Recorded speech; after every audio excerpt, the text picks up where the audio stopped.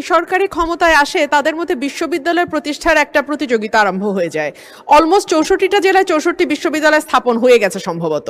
কারণ এটার লাভ আছে মাননীয় স্পিকার, এতে দলের সমর্থকদের পুনর্বাসন হিসেবে ওই বিশ্ববিদ্যালয়গুলোতে শিক্ষকতার চাকরি দেয়া যায়।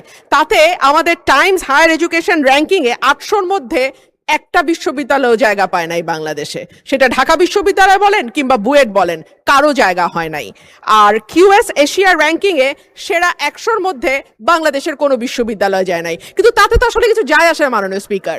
দলীয় লোকজনকে পুনর্বাসনের জন্য বিভিন্ন প্রকল্পের মতো বিশ্ববিদ্যালয় একটা চমৎকার প্রকল্প, তাতে শিক্ষা থাক বা না থাক, দেশের ছেলেমেয়েরা আন্তর্জাতিক মান তো দূরেই থাক, দেশেও কিছু করে মানে চলবার মতন অবস্থায় এই বিশ্ববিদ্যালয় থেকে বের হয়ে ততটুকু মানসম্মত শিক্ষা তাদের মধ্যে থাকুক বা না থাকুক, তাতে আসলে সরকারগুলোর তেমন কিছু যায় আসে না।